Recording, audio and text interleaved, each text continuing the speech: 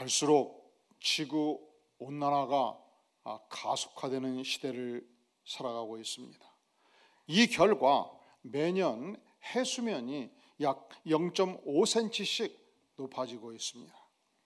그리고 태평양 한가운데 있는 투발루라는 국가는 8개 섬 중에서 이미 2개 섬이 수몰이 되었습니다. 그리고 우리 젊은 시절은 장가를 가면, 제주도 가면 신혼여행 최고였어요. 근데 요즘은 어디를 가면 최고라고 그러던가요? 몰디브. 근데 몰디브가 해수면 1m 이하가 80%입니다. 그러니까 50년이 지나면 이 몰디브라는 나라는 거의 물속으로 잠기게 될 것입니다.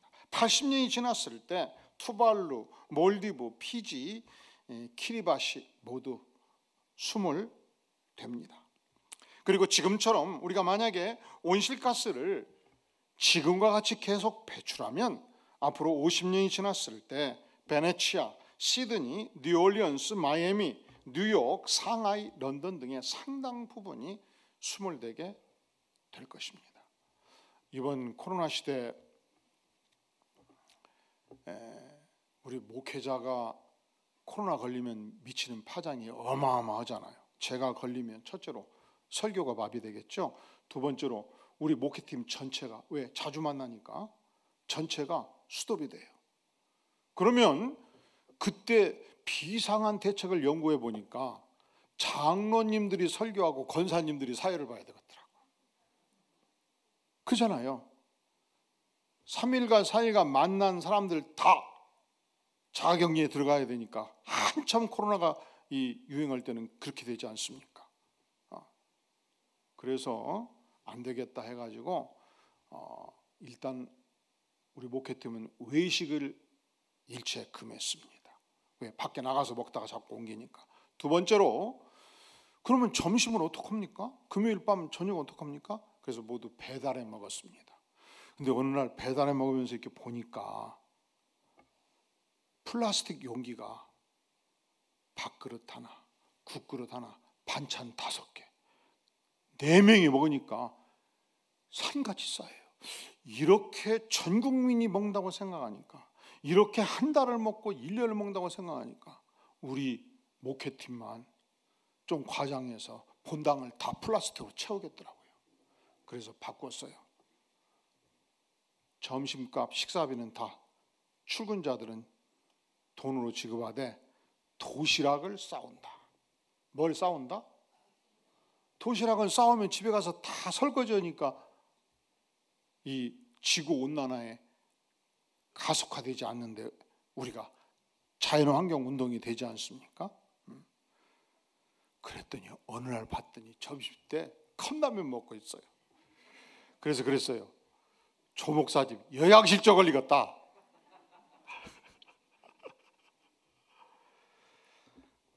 지금 오늘의 시대에 진행되는 이 지구온난화의 속도는 도무지 막을 길이 없습니다. 이것은 전 세계 시민이 정신 바짝 차리고 이 각종 플라스틱 용기든 뭐든 절대적으로 협력해서 줄여가지 아니하면 결국 이 모든 재해는 다음 세대가 감당하게 될 것입니다. 또한 지난 10여 년 동안에 엄청난 재해들이 많았습니다. 일본의 쓰나미가 닥쳐서 원전 피해 이 부분은 지금도 우리에게 현실적으로 다가오는 문제가 아니겠습니까? 인도네시아, 중국에서 지진과 해일로 수천 명의 사상자가 발생했습니다. 올 여름도 폭염이 예상되는데 보통 일이 아닙니다.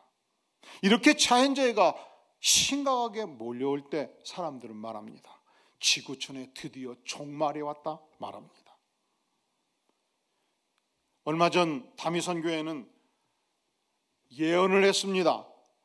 1992년도 10월 28일 그날 밤 12시에 주님은 재림하신다. 그날이 지구촌 종말의 날이다. 그날이 심판의 날이다 외쳤습니다. 그래서 3개월 전부터 이 다미선교회 성도들은 아파트가 무슨 소용이냐, 팔아가지고 교회에 바치고 아예 교회에 와서 살았습니다. 직장도 미리 그만두었습니다. 이제 종말이 오는데 출근해서 뭐 할 것이냐, 교회 가서 기도하자. 드디어 10월 28일이 되었습니다. 교회 안에 가득 모였습니다. 교회 밖에는 MBC, KBS 수많은 기자들이 지구 종말의 날을 기다리면서 촬영이 시작이 되었습니다. 그날 밤 주님이 재림하셨나요? 지구촌 종말이 왔나요? 그래서 결국 집단 사기극이 되고 만 것입니다. 하지만 우리는 여전히 묻습니다. 그러면 예수님은 과연 언제 재림하십니까? 지구 종말의 날이 언제입니까? 여기에 대해서 우리 주님은 명백한 답변을 하셨어요. 마태복음 24장 42절은 말씀합니다. 그러므로 깨어있으라. 어느 날 너희 주가 임하는지 따라해 볼까요? 너희가 알지 못함이니이다. 마태복음 25장 13절에서 말씀합니다. 그런즉 깨어있으라. 너희는 그날과 그때를, 지구 종말의 때를, 예수 재림의 때를, 심판의 때를 따라해 볼까요? 알지 못하느니라. 우리 주님께서 명백하게 밝히셨습니다. 그날 알려고 하지 말라. 그날 알지 못하느니라. 그럼에도 불구하고 지난 2000년 동안 수많은 자칭 선지자라 했던 자들이 지구 종말의 날을 연구해서 선포를 했어요. 사람이 그래요. 어떤 분야에 몰두하면, 간절히 원하면 첫째로 하나님이 가르쳐 주시든지, 누가 가르쳐 주시든지, 하나님이 안 가르쳐 주면 멈추면 돼요. 따라해 볼까요? 하나님이 멈추라 하면 멈춘다. 근데 하나님이 멈추라 해도 하나님이시여 내가 하늘 보좌를 옮겨버리겠나이다, 이렇게 막 기도를 세게 하는 기도빨이 있는 사람들이 더러 있어요. 그리고서 하나님이시여 말씀은 어떻게 하시든지 간에 나는 알아야 되겠나이다, 막 고집을 피우는 사람들이 있어요. 여러분, 그런 사람들을 절대로 존경하지 마세요. 영빨이 있다고 표현하지 마세요. 그러면 사단이 역사예요. 사단이 가르쳐줘요. 그래서 지난 2000년 역사 속에서 몇 날 몇 시에 주님이 재림한다, 지구촌 종말의 날이다 외치던 사람들이 많이 있었습니다. 그들의 대부분은 거의 100% 이단의 길을 갔습니다. 왜 그러느냐? 하나님이 아니라 하면 아닌 것입니다. 하나님이 멈추라 하면 멈추는 것이 최선입니다. 하나님께서 그날 그때를 알지 못하느니라 임봉시키시면 알겠습니다. 하나님의 인도 앞에 순종하는 것이 인생의 순리인 것입니다. 그런데 재림의 그날과 그때는 우리 하나님께서 직접 임봉하셨기 때문에 우리의 알 바가 아닙니다. 그런데 예수님의 제자 중 사도 요한은 인생 후반부 나이 80대 후반 90대 초반에 이르렀을 때 그가 주님께 충성했다는 이유로 체포되어서 지중해 연안 터키 서부 지역 바다 건너 반모선에 유폐가 된 것입니다. 감옥에 갇히게 된 것입니다. 그가 주일날 어느 날 간절히 하나님께 나아가서 기도하고 있었습니다. 비몽사몽간에 성령의 감동을 받았습니다. 그때 하늘문이 열렸습니다. 이 하늘문으로부터 그때 하늘의 음성이 들린 것입니다. 한번 따라해 볼래요? 이리로 올라오라. 이리로 올라오라. 하늘문은 열렸지요. 하늘의 음성은 들었지요. 그래서 그가 하늘 위로, 하늘문 위로 고개를 쑥 내밀어 가지고 천상의 모습을 직접 본 것입니다. 그때 무엇을 보았습니까? 보좌 위에 계신 하나님을 보았습니다. 그때 무엇을 보았습니까? 보좌 곁에 있는 24장로와 네 생물체를 보았습니다. 그들이 무엇을 하였습니까? 하나님을 찬양하고 있었습니다. 하나님께 존귀와 영광과 감사를 돌리고 있었습니다.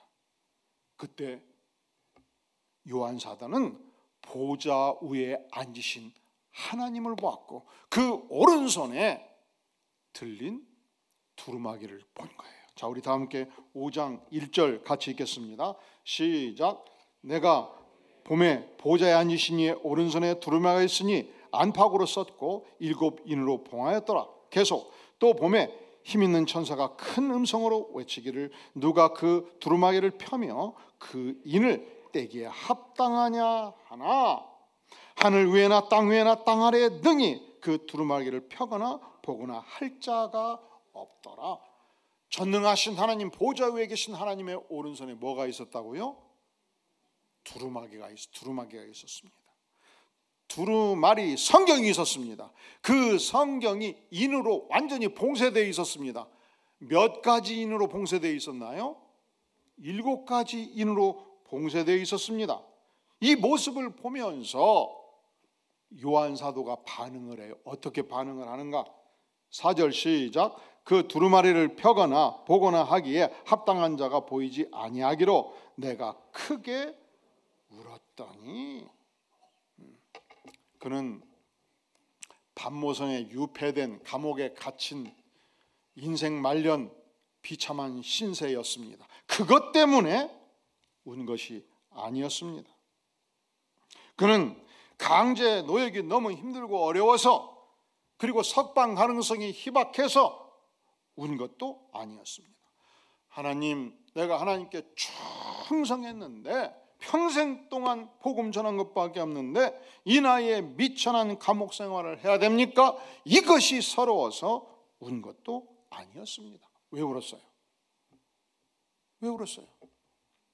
이 위대한 하나님의 말씀이 임봉되어 있기 때문에, 이 생명의 말씀을 도무지 펴서 가르칠 수가 없기 때문에, 세상의 모든 문제에 해답이신 하나님의 말씀 예수 그리스도의 말씀을 완전히 임봉해 놓았기 때문에 그는 통곡하고 있었던 것입니다. 그러면 이 임봉을 과연 누가 풀 수 있느냐? 24장로 중에 한 분이 사도 요한을 향해서 다가와 위로의 말씀을 전해 주었습니다. 5절 시작. 장로 중에 한 사람이 내게 말하되 울지 말라. 유대 지파의 사자 다윗의 뿌리가 이겼으니 그 두루마리와 그 7인을 떼시리라 하더라. 누가 이겼다고요? 유다 지파의 사자. 누가 이겼다고요? 다윗의 뿌리. 유다 지파의 사자가 다윗의 뿌리가 그 두루마리와 7인을 떼시리라. 걱정하지 말거라 요한 사도요.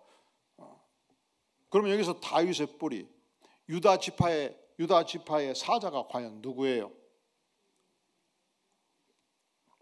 누굽니까? 예수 그리스도. 예수 그리스도가 두루마리와 그 7인을 완전히 떼시라 말씀을 전해준 것입니다. 예수님이 사실은 구약 성경의 완성이었습니다. 예수님이 신약 성경 그 자체입니다. 예수님이 이 위대한 말씀을 우리에게 선포하고 가르쳐 주시고 인생의 해결자로서 우리에게 말씀하십니다. 그 예수님의 해답이라고 선포를 한 것입니다. 오늘날 신안군 중도에 가면 문중경 전도사 기념관이 있습니다. 이 문중경 씨는 17살 때 이 암태도에서 중도로 시집을 갔는데 시집을 가보니까 이미 자기 남편이 다른 여자하고 살고 있는 거예요. 그리고 그러면 어떡하노? 시부모를 모시고 살아야지. 시부모를 모시고 남편에게 버림받고 살았습니다. 근데 살다 보니까 인생이 너무 서러운 거예요. 죽어버리자. 그래서 밤중에 해변가에 가서 죽어버리려고 생각을 했는데 갑자기 염려가 생겼습니다. 몇십 년에 한 번씩 가끔 시신이 바닷가로 떠와가지고 온 주민들의 우세를 산 적이 있거든요. 안 되겠다. 내가 이렇게 죽으다가 내 시신이 떠내려서 해변가로 오면은 우리 시아버지, 시어머니 신세가 얼마나 어려울 것이냐. 우리 친정어머니, 친정아버지 가족들이 얼마나 동네 사람들한테 놀림거리가 될 거냐? 죽어도 여기서는 죽을 수 없다. 서울 가서 한강에 가서 빠져 죽자 해가지고 배 타고 목포에서 서울까지 온 것입니다. 밤에 서울역에 내렸습니다. 서울역에서 터벅터벅 이제 한강을 향해서 갑니다. 용산을 거쳐 갑니다. 그 당시 용산은 벌판이었습니다. 그랬더니 어떤 분이 그래요. 그때 땅 좀 살았어야 되는데. 이 허벌판에 푹 치고 장구 치고 큰 천막에서 요란한 소리가 났습니다. 죽을 때 죽을 망정 볼 것은 보고 죽자 1번. 죽는 만닥에 볼 것이 뭐냐? 직방으로 가자 2번. 뭘 택했을까요? 여러분 같으면 뭘 택하겠습니까? 1번. 1번이 이 인생을 살린 축복의 선택이었습니다. 일단 죽을 때 죽을 망정 한번 뭐가 저렇게 요란한지 가서 보자 하고 천막을 걷고 들어갔더니 하얀 두루마리 도포를 입은 중년 신사가 수염을 길게 기른 신사가 소리를 고래고래 지르고 있었습니다. 세상에 서러운 여인들아, 남편에게 소박받고 버림받은 여인들아, 서러워서 죽자 죽어버리자 결심한 여인들아, 죽지 말거라. 예수님께로 나오거라. 예수 믿고 천국 백성 될지어다. 예수 믿고 인생의 행복을 누릴지어다. 예수 믿고 개과천선할지어다. 예수 믿고 신천지 새로운 세상에서 기쁨 충만, 은혜 충만, 말씀 충만, 천국 충만의 삶을 살지어다. 외쳐야 되는데 넋이 나가버렸어요. 저 양반이 어떻게 나를 알아도 저렇게 잘하냐. 이 말씀은 완전 나한테 하는 말씀이다. 그래서 설교 듣다가 중간에 눈물 콧물 흘리면서 예수를 믿게 되었습니다. 집회가 끝났습니다. 목사님을 찾아갔습니다. 무릎을 꿇었습니다. 내가 목사님 설교 듣고 예수 믿기로 작정했습니다. 나는 이렇게 죽으려고 생각했던 여인입니다. 그분이 전국 방방곡곡을 다니면서 부흥사를 활동했던 유명한 이성복 목사님이었습니다. 드디어 세례를 받고 이성복 목사님이 말합니다. 너는 죽은 인생이다. 이제 산 것은 예수님을 위해서 살려주신 것이니 이성복 목사 전도단 단원이 되거라. 그래서 그때부터 방방곡곡 함께 다니면서 이성복 목사님 설교를 다 외워버렸습니다. 이성복 목사님 찬양을 다 외워버렸습니다. 그런데 어느 날 하나님이 말씀을 하는 거예요. 얘야, 너는 예수 믿고 축복을 누리는데 너의 고향 사람들, 천사계 섬에 있는 사람들, 미신에 쩔어 있는 사람들, 원래 섬지막이 미신이 아주 강해요. 성황당도 많고. 왜 그럴까요?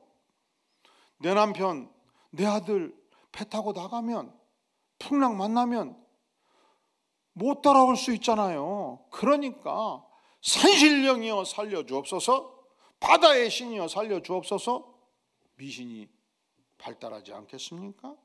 저들은 미신에 쩔어 죽는데 너는 너 좋다고 고향 사람들을 버리면 되겠느냐? 이 하늘의 음성을 듣고 이성복 목사의 허락을 받고 섬지방에 내려간 것입니다. 그는 섬을 다닐 때마다 그가 살 수 있는 모든 돈을 통원해서 사탕과 약봉지와 쌀과 음식거리를 한 보따리, 두 보따리, 세 보따리 장만해서 들어갑니다. 어느 섬이나 중심 사거리가 있어요. 그 중심 사거리에 가가지고 푹 치고 장구 치고 꽹과리 치면서 주민들을 불러 모읍니다. 그러면 어린이들, 주부들, 어르신들 모두 나옵니다. 그러면 하야고부터 시작해서 가요 몇 곡 부르고, 그리고 이성복 목사님으로부터 배웠던 찬송가를 늘어지게 부릅니다. 30분 1시간 불러대면 그것이 일종의 서커스단이 되고 그것이 그 시대 최고의 엔터테인먼트가 된 것입니다. 그리고 주민들이 다 모였다고 생각할 쯤 이성복 목사님이 배웠던 설교를 한 보따리 전개하기 시작합니다. 수많은 사람들이 예수 믿고 나옵니다. 교회를 설립합니다. 기도처를 만듭니다. 그는 가는 곳곳마다 보따리를 큰 것을 몇 개씩 메고 다녔습니다. 잔치집에 들어가면 음식을 모두 거두어서 가난한 자, 영양실조 걸신자들을 먹여 살렸습니다. 죽어가는 자에게 안수할 때 벌떡벌떡 일어서 살아났습니다. 배가 꽈져가지고 떼굴떼굴 구는 자에게 기도해주고 사탕을 줬더니 사탕이 약이 되어서 치료가 되었습니다. 그는 이 1004개 섬의 유명한 어머니가 되었습니다. 의사가 되었습니다. 아기를 받으니까 산파가 되었습니다. 그리고 청소년들을 교육시켜가지고 주일학교 교사로 임명하니 선생을 양성하는 선생님의 선생님이 된 것입니다. 드디어 유교사건이 났습니다. 공산당이 중도의 성도들을 체포했고 또 문중영 전사의 제자였던 백성이 전도사를 체포했고 문중영 전사를 체포했습니다. 죽이려고 유협하고 있었습니다. 그때 문중영 전사가 간절히 간청합니다. 다 내가 전도한 사람이니 죄는 나한테 있으니 이분들은 살려주시오. 나의 사랑하는 백성이 전사를 살려주시오. 죽이지 마시오. 나 한 사람 죽이는 것으로 충분하오. 그때 공산당이 말합니다. 너의 말이 맞다. 너는 반동의 시암탉 같은 존재니 처형하노라. 그렇게 1956년 10월 5일 59세의 나이로 순교당한 것입니다. 그리고 2023년도 몇 년이 지났죠? 73년. 보통 과거에는 20년을 한 세대로 봤어요. 왜? 20살에 결혼해서 아들 낳았으니까. 지금은 30년을 한 세대로 봐요. 근데 1년 지나면 이제 40년을 한 세대로 봐야 되겠어요. 왜냐하면 조 목사님 애기가 이제 나오기 시작하니까.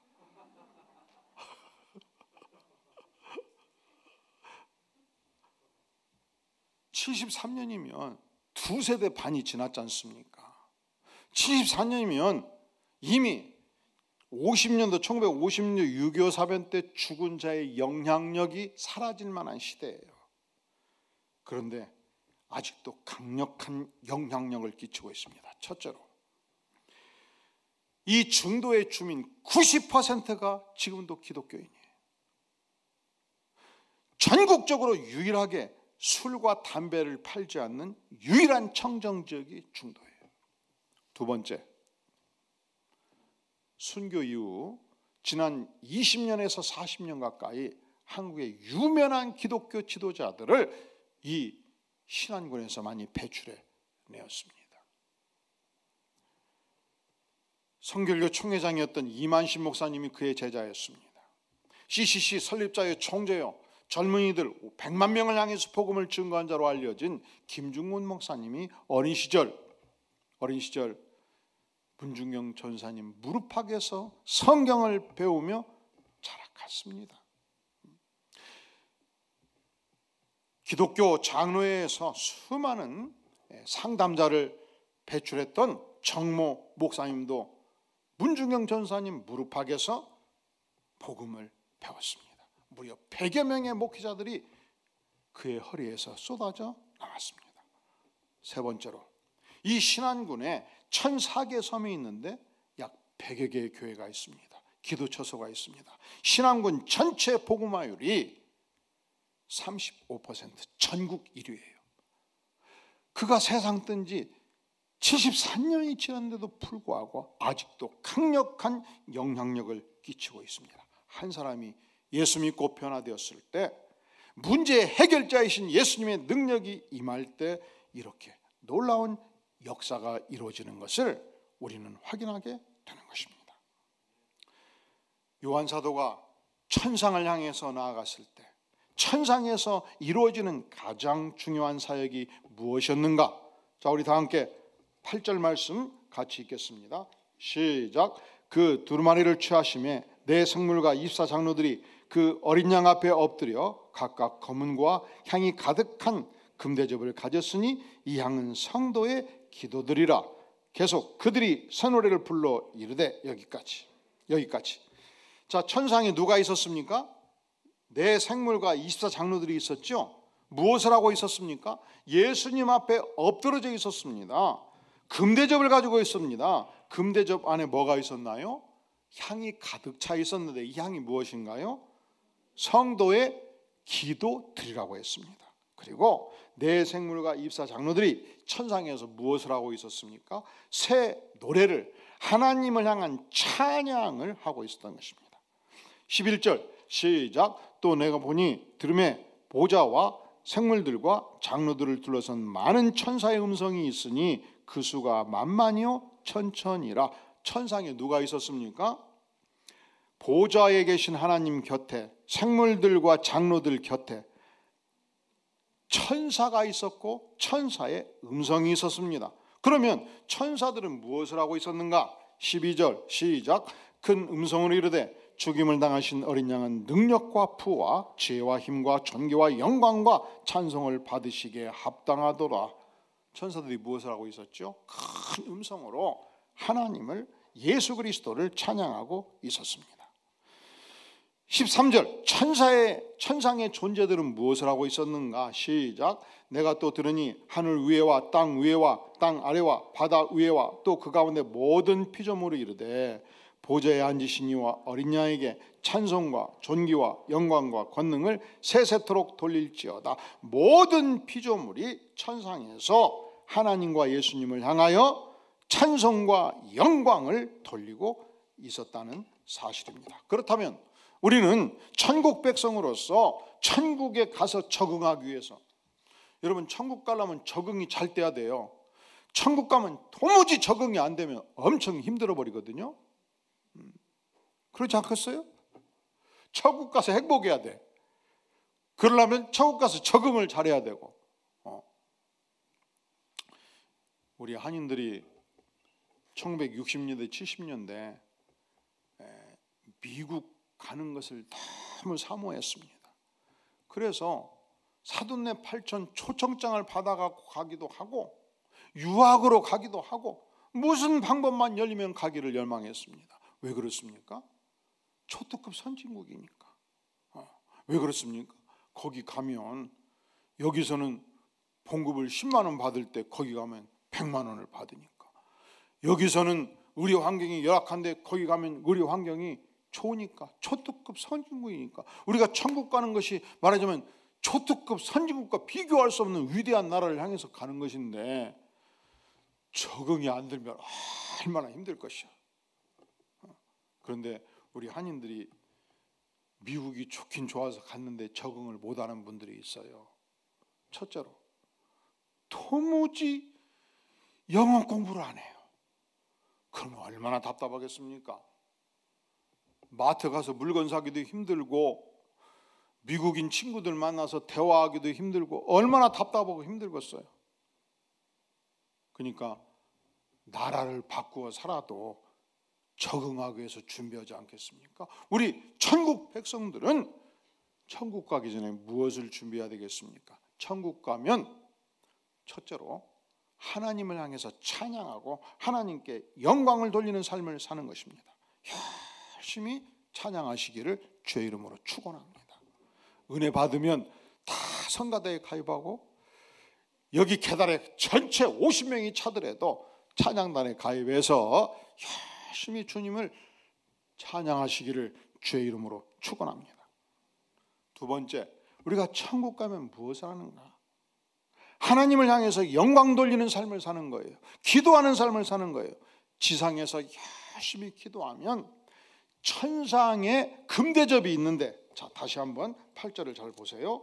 그 두루마리를 취하심에 내 생물과 입사 장로들이 그 어린 양 앞에 엎드려 각각 검은과 향이 가득한 무엇 금으로 된 대접을 가졌는데 그 금대접 안에 향이 있어요. 향이 가득해요. 그런데 그 향이 무엇이라고요? 성도의 기도들. 우리가 지상에서 열심히 기도하면 이 기도의 향빨이 올라가 가지고 천상에 금대접 안에 그 향이 가득 찬다는 말이죠. 그러니까 우리가 천국 백성으로서 지상의 삶을 어떻게 살 것인가? 천상의 하나님을 향해서 간절히 기도로 아뢰는 삶을 사는 것이 마땅하지 않겠습니까? 조지 뮬러는 본래 독일 출신의 선교사였습니다. 그는 청소년기 도무지 선교사의 차질을 가지지 아니한 자였어요. 그는 도벽이 심했습니다. 뭐가 심했다고요? 그냥 남의 것을 슬쩍슬쩍 하는 거예요. 그는 개구장이 중에 개구장이었습니다. 그렇게 청소년기를 보냈습니다. 그러니까 그를 가르쳤던 선생님들은 도무지 선교사의 자질이 없는 자로 알았습니다. 그런데 그가 어느 날 예수님을 만났습니다. 죄사함의 은혜를 받았습니다. 그 인생이 개과천선하였습니다. 하나님은 전능하신 하나님이시죠. 예수 그리스도는 인생의 해결자입니다. 인생 문제의 해결자입니다. 조지 뮬러의 생애를 만지셨습니다. 바꿔주셨습니다. 그리고 그가 부름을 받고 영국의 선교사로 떠나게 된 것입니다. 그가 영국에서 선교사 활동하던 시절은 산업혁명이 왕성하게 일어나던 시절이었습니다. 그러다 보니까 고아들이 많이 벌어졌습니다. 문제는 그의 집 앞에서 고아들이 왔다 갔다 배고파하니까 데려다가 밥을 먹여주기 시작했습니다. 5명이 10명이 되고 10명이 50명이 되고 50명이 100명이 되고 100명이 300명이 되었습니다. 그런데 그가 하는 선교 정책은 지금까지 역사 속에서 선교 정책이 두 가지예요. 대부분의 선교단체들은 하나님께 기도하고 백성들에게 아뢰라. 이게 기본 정책이에요. 그러니까 모든 선교사들은 현지에 나가서 열심히 하나님께 기도하고 필요가 있으면 본국에 후원하는 교회들에게 기도 편지를 보내고 기도 제목으로 보내고 필요를 안 하는 거예요. 이게 대부분의 선교단체의 기본 정책이에요. 그런데 예외적으로 이 정책을 가진 선교단체가 있습니다. 오직 하나님께만 아뢰라. 그런데 조지 뮬러는 기도하면서 하나님이 나에게 준 선교 정책은 오직 하나님께만 아뢰라였어요. 오늘날 중국 내지 선교의 후신인 이 허슨 테일러가 창설했던 OMF 선교단체는 오직 하나님께만 아뢰라 정책을 가지고 있어요. 여러분이 선교사라면 어떤 정책을 펴는 것이 선교사역을 효과적으로 할 수 있겠습니까? 1번, 하나님께 기도하고 백성들에게 아뢰라. 2번, 오직 하나님께만 기도하라. 어느 것이 사역하기가 훨씬 힘있게 할 수 있을 것 같아요? 1번 손 들어주셔요. 2번 손 들어주셔요. 그러니까 2번을 택하면 고난이 많아요. 300명의 고아를 기르는데 독일 본국 교회에서 오는 선교비는 생활비밖에 안 오는데 이 보통 일이 아니잖아요. 자, 산술적으로 계산해 보세요. 하루 고아 하나를 먹이는데 10,000원이 들면 3,000원씩 새끼 300명이면 하루에 얼마가 들어요? 어려워요? 300만 원. 30일이면 얼마가 들어요? 9,000만 원. 1억이 들잖아요. 그러면 밥만 먹습니까? 옷도 입혀야 되잖아요. 옷만 입힙니까? 학교도 다녀야 되잖아요. 학비도 있어야 되잖아요. 잠자리도 줘야 되잖아요. 고아들 집도 수리해야 되고. 그런데 오직 하나님께만 아뢰라. 그래서 조지 뮬러의 선교 사역을 보면 기적 같은 일들이 많아요. 어느 날 아침이 되었습니다. 300명의 고아들이 앉아 있습니다. 고아들 식탁에 오직 접시와 주발밖에 없습니다. 아무것도 먹을 것이 없습니다. 우리 다 함께 이렇게 얘기하는데 총무가 와서 얘기해요. 목사님, 오늘은 먹을 것이 아무것도 없습니다. 눈 하나 깜짝하지 않고 우리 다 함께 기도하겠습니다. 하나님, 오늘 또 우리를 사랑하시는 주님께서 반드시 먹을 것을 공급해 주실 줄로 믿습니 하는데 뭐가 터지는 꽝 소리가 들린 거예요. 그러더니 한 젊은이의 외침이 있어요. 동네 주민들 모두 나와서 우유를 받아가세요. 그래서 고아원 300명의 어린이들이 줄 서가지고 우유를 받았습니다. 공급해 주실 줄로 믿습니 다를 마감하기 전에 큰 우유를 실은 탱크놀이가 오다가 전신주를 받아가지고 구멍이 딱 뚫린 거예요. 그러니까 우유를 쏟아 붓느니 와서 먹어라 해가지고 300명이 그날 우유를 퍼지게 마셨다는 거 아닙니까? 그날 밤 조지 뮬러의 일기장이 이렇게 쓰여 있었습니다. 오늘 아침 먹을 것이 아무것도 없었습니다. 우리를 사랑하시는 주님께서는 탱크놀이 우유통에 구멍을 내심으로 300명을 행복하게 먹도록 은혜를 베풀어 주셨습니다. 근데 이 예화를 생각할 때마다 항상 저는 이런 생각을 해요. 이런 스토리는 절대로 탱크로리 기사한테는 전달되지 않았으면 좋겠다. 아니, 하나님이 기도를 응답하셨는데 나는 소리가 너무 크잖아요. 그리고 천국 가서 꼭 묻고 싶어요. 탱크로리 기사를 만나서 그때 하나님이 기도 응답으로 300명 먹은지 아셨어? 한 조지 뮬러 연구하는 학자가 조지 뮬러 일기장을 다 조사를 했어요. 20대 기도 제목 응답 기록하고 30대 기도 제목 응답 기록하고 마지막까지 죽을 때까지 그가 기도해서 응답받은 응답의 횟수 전체 몇 번을 응답받았나요? 5만 번. 여러분들이 이 땅에 살면서 하나님으로부터 몇 번 기도 응답받았나요? 5번? 10번? 30번? 우리가 기도하는 만큼 기도할 때마다 그 향기가 하나님 나라로 올라가서 금 대접 안에 차곡차곡 쌓인다는 거예요. 여러분이 어떻게 천국 갈 준비를 하겠습니까? 은혜로 구원받고 천국을 갔더니 하나님 내 기도발을 당긴 금대접은 어디 있습니까? 여기 있다. 열어보거라.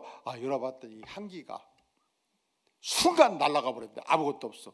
그러면 얼마나 서럽겠습니까? 사는 날 동안 열심히 기도해서 응답받는 축복의 삶이 될 수 있기를 주의 이름으로 축원합니다.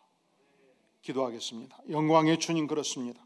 인생 문제의 해결자이신 예수 그리스도, 우리가 기도할 적마다 응답하시는 예수 그리스도, 그분의 영광을 위해서 이 땅의 삶이 하나님을 향한 기도의 충만한 향기로 가득 찬 삶이 되기를 구하오니 하나님 은혜로 함께하여 주시옵소서. 예수님의 이름으로 간절히 기도하옵나이다. 아멘.